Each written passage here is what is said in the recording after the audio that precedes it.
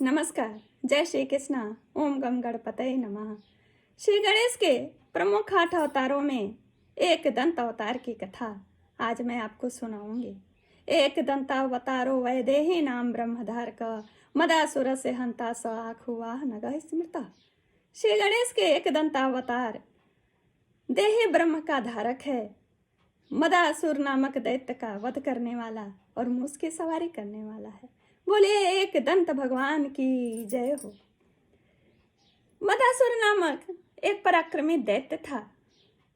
वह च्वैन ऋषि का पुत्र था और एक बार वह अपने दैत्यों के गुरु श्री शुक्राचार्य जी के पास गया यह पूछने के लिए कि गुरु हमें कोई मार्ग बतावें जिस पे चलकर मैं संपूर्ण ब्रह्मांड का राजा बनूं।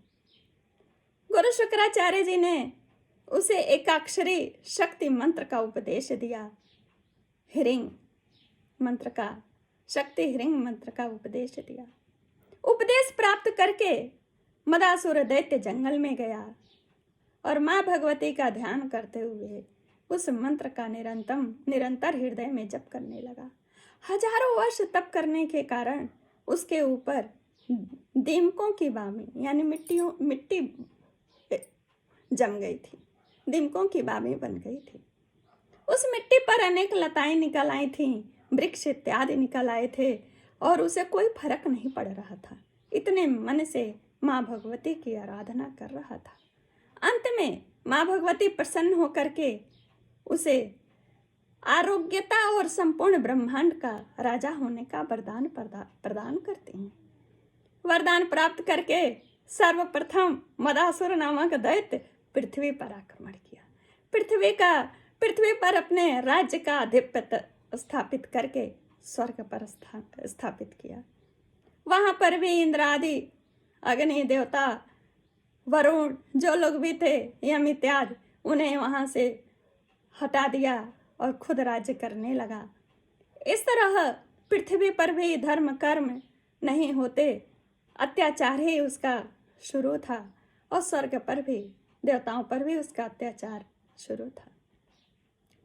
सब जगह विजय प्राप्त करके ब्रह्मांड का राजा बनने के पश्चात वह शूलपाणी भगवान शिव को भी हरा दिया युद्ध में। अंत में वह प्रमदासुर की कन्या सालसा से विवाह करता है। उससे उसे 3 पुत्र की प्राप्ति होती है। इतना अत्याचार बढ़ गया था कि कहीं होम इत्यादि कर्म धर्म कर्म नहीं हो रहे थे, जिससे देवता भी निर्बल हो गए थे और कहीं कोई सुखी नहीं था। इसके असह्य कष्ट को सहते हुए एक बार देवता ऋषि इस कष्ट से मुक्ति पाने के लिए सनत कुमार के पास जाते हैं। सनत कुमार कहते हैं देवगढ़ सब लोग इकट्ठा होकर के एक दंत भगवान का आराधना करें, उपासना करें। सारे देवता ध्यान करते हुए पूजन अर्चन से श्रद्धापूर्वक 100 वर्षों तक एक दंत भगवान की आराधना की, उपासना किया। एक दंत भगवान मूस पर सवार होकर के अस्त्र शस्त्र से सुसज्जित होकर के प्रकट हुए। देवताओं से पूछे क्या कष्ट है, बताओ, मैं वरदान देने के लिए प्रकट हुआ हूँ। देवता बड़े प्रसन्न हुए, स्तुतियाँ की, पूजा किया और कहे मदासुर दैत्य हम लोगों को स्थानच्युत कर दिया है, ऋषियों को कर्मच्युत और मनुष्य प्राणियों की तो हाल ही क्या बताऊं, उन पर तो बहुत ही अत्याचार कर रहा है। इधर ये प्रकट होकर के वरदान दे रहे थे कष्ट की मुक्ति से, उधर देवर्षि नारद जा करके मदासुर को बता दिए कि देवताओं ने एक दंत भगवान को प्रसन्न कर लिया है, वे तुम्हारे प्राण हरने आ रहे हैं, राज्य को उन्हें वापस दिलाएंगे। इतना सुन करके मदासुर दैत्य अपनी सेना सहित एक दंत भगवान से लड़ने निकला। रास्ते में कुछ राक्षस देखते हैं कि एक दंत भगवान मूस की सवारी पर आ रहे हैं। पास आने पर देखते हैं कि उनके हाथों में अस्त्र शस्त्र हैं और बड़ा ही भयानक और विकराल रूप है। तभी एक दंत भगवान राक्षसों से कहते हैं अपने राजा से जाके कह दो, या तो अपने प्राण बचा के जाएं या देवताओं को राज्य वापस करें। अगर कुछ भी नहीं मानेगा तो मैं उसका यहीं वध कर दूंगा। यह बात सुनकर के मदासुर ने अपने धनुष पर बाण खींचा एक दंत भगवान पर छोड़ने के लिए। तभी द्रुत गति से एक दंत भगवान का फरसा आकर के उसके ऊपर गिरता है और चोट से वह व्याकुल होकर के बेहोश हो जाता है।